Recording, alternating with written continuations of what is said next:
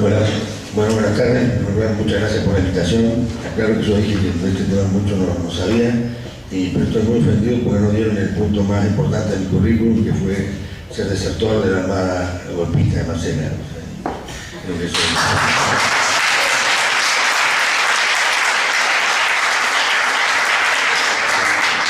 no lo hice de valiente, sino de insano absoluto que era en ese momento. Ahora me dieron el alta, yo soy presidente ambulatorio, pero bueno. Bueno, la idea es hablar un poco del tema de las contravenciones. Yo me acuerdo que cuando tocó hacer el prólogo del libro de Mario Juliano, que todos conocerán un poco en esta área de estudio, donde él nos advertía que los penalistas, no sé qué teníamos con el tema de las contravenciones, porque las ignorábamos por completo. Cuando, al leer todo el libro para prologarlo, me di cuenta que, como todo el mundo sabe, que claramente el método más fuerte quizá en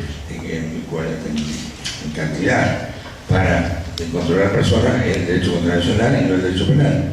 Si uno ve los cuadros que tiene Mario en su libro, que yo copié y lo ven en el prólogo, que sería bueno que lo encuentre.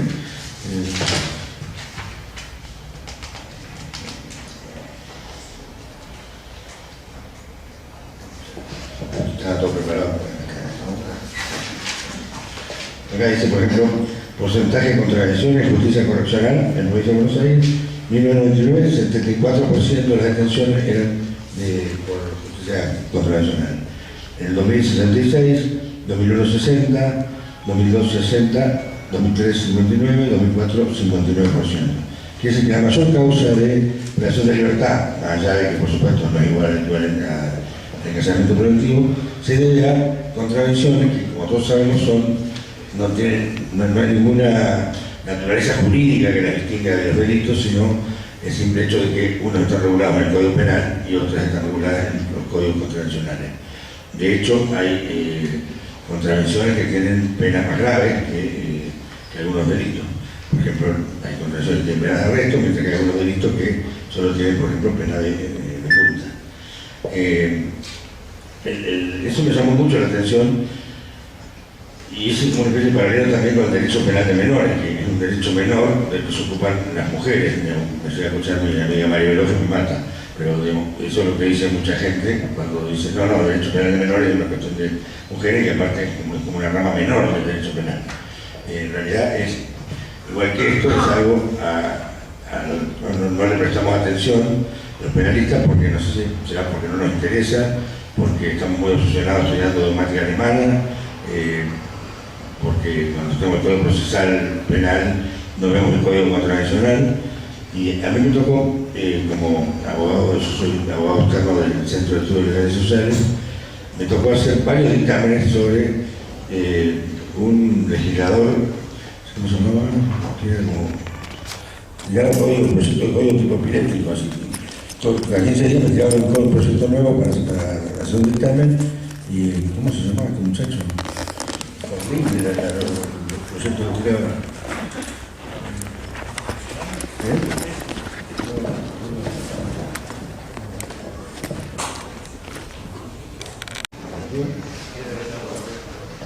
No importa que sea, era un muchachito un poquito represivo.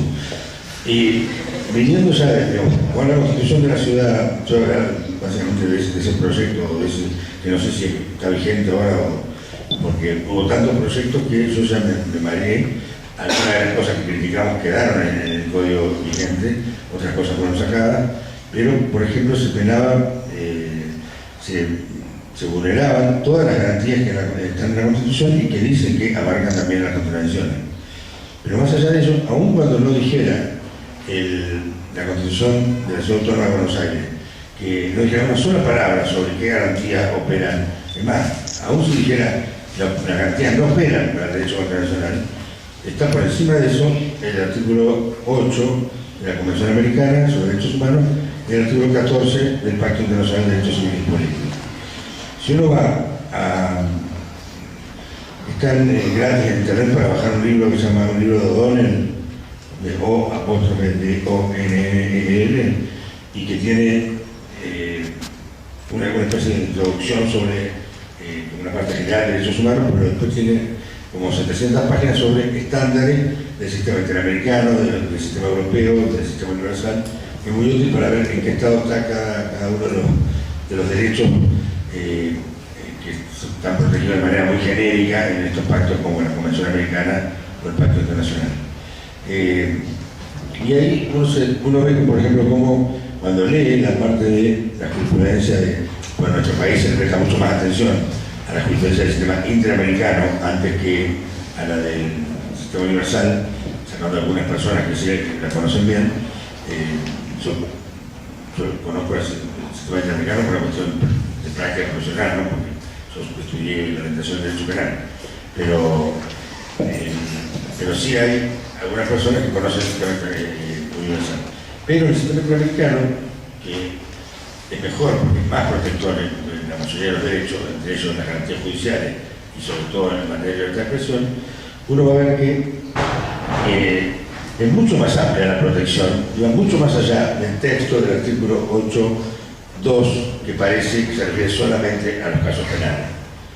En primer lugar, tanto la Corte primero se empezó tímidamente a decir que en algunos casos, algunas garantías del 8.2, que son claramente están mencionadas para el proceso penal, se aplicaban a otros procedimientos. Por ejemplo, no sé, el derecho al recurso contra la sentencia penal condenatoria, en ciertos contextos se puede aplicar en un procedimiento administrativo o procedimiento civil, ¿no? Porque la competencia de la Comisión y de la Corte, bueno, de la Comisión de Jurisprudencia, pero los informes del presidente de la Comisión, y así se fue armando un cuerpo de doctrina y se llegó a varios fallos donde la Corte dijo que la Corte Interamericana de Derechos Humanos dijo de manera muy clara y precisa que cualquier procedimiento administrativo que aplicara una sanción, sin importar cómo se llamara, el procedimiento o cómo se lo disfrazara, si la medida era represiva, tenía que tener toda la garantía del artículo 8.2. ¿Sí? O sea, el 8.1 es la parte de garantía judicial que está de manera genérica para acusaciones penales y juicio de carácter civil, comercial o de cualquier otro carácter, por lo cual abarca cualquier conflicto judicial. El 8.2 se refiere específicamente a materia penal, pero vimos cómo la jurisprudencia lo ha ido extendiendo en algunos casos de manera, digamos, para cierto procedimiento. Bueno, este derecho sí se aplica en este procedimiento, que no sea penal, pero cuando habló de procedimientos administrativos, de aplicación de sanciones represivas, que como las distinguimos, básicamente porque no tienden a reparar nada, sino que tienden a imponer un mal, digamos que no, sin importar si eso produce algún efecto social positivo. En esos casos claramente exigía que con el mismo nivel de protección que tenía que tener cualquier procedimiento por algo que se llamará delito o crimen.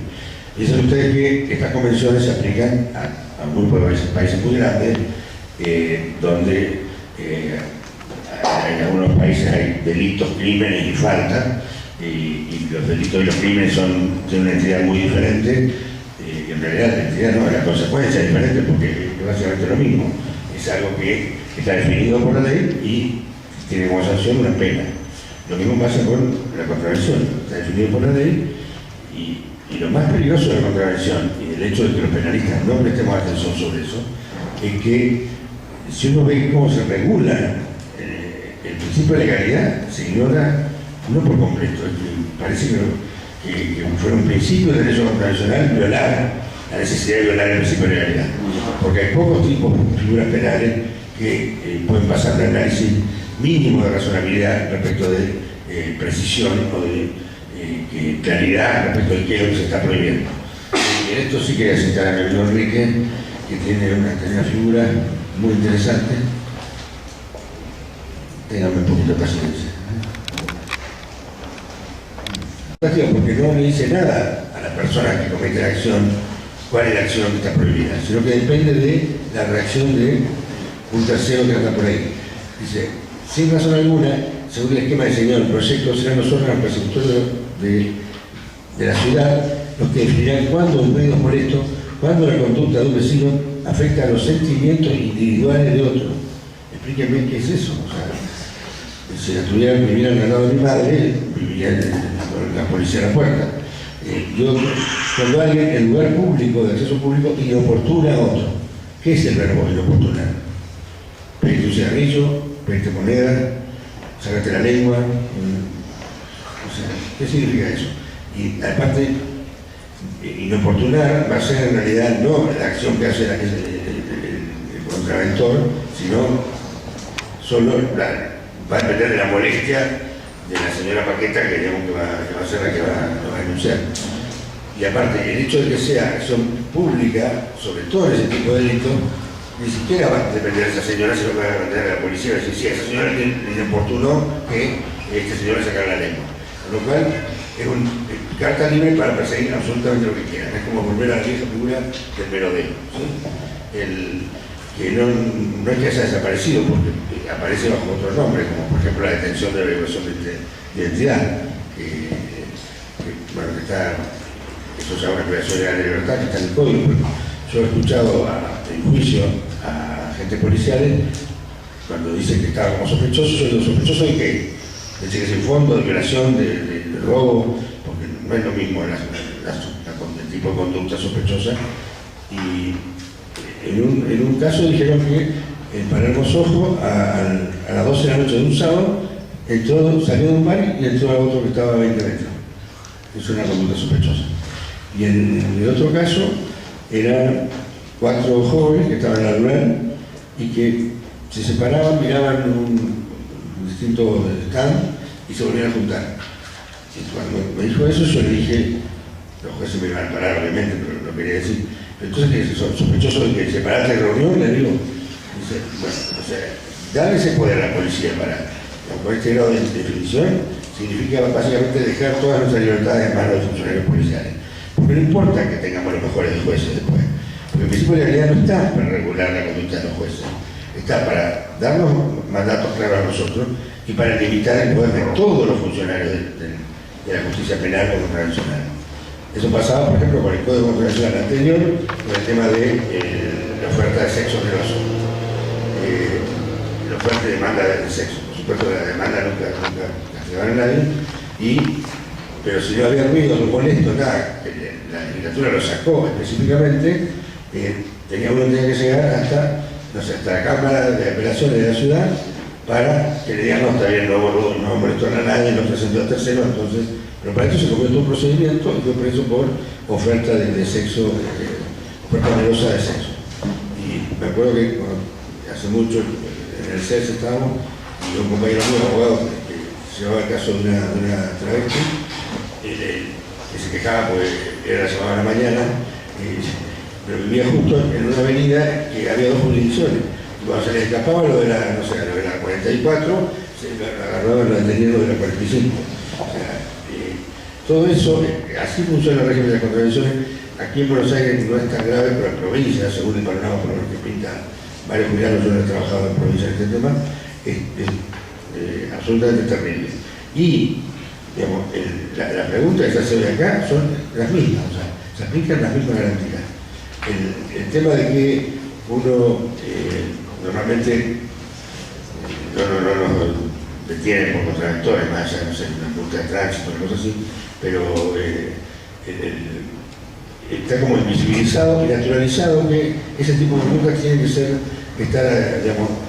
totalmente poner a la persona a discreción absoluta de la policía, y que como son personas que merodean, sospechosos, cabecita negra, como quieran llamarlo, gente joven, hombres, por lo general, porque el estereotipo va cambiando. Él hablaba hoy del estereotipo femenino de la época de la Casa de Brujas.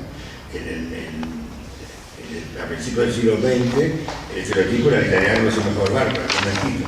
Mientras que hoy el estereotipo no coincide con eso. Pero todas las personas quedamos a merced de una decisión arbitraria. Está bien, durante 2 días, pero nosotros tenemos derecho a estar libres siempre, ¿no? Y si nos quieren sacar esa libertad, tiene que seguir las reglas de la garantía judicial de la Convención Americana o del Pacto Internacional. porque ese es el precio que tiene que pagar el Estado, y el Estado se obligó voluntariamente a respetar esa garantía antes de encerrar a un habitante en el territorio de nuestro país. Y si quieren encerrar de otra manera, cambiemos la Constitución, que una vez con tiempo somos un otro país, denunciemos el Pacto Internacional, denunciemos la Convención Americana, pero no digamos que tiene jerarquía constitucional cuando cada uno de los procedimientos que elegimos para privar de derecho a la gente es una violación a todas esas obligaciones internacionales. Muchas gracias.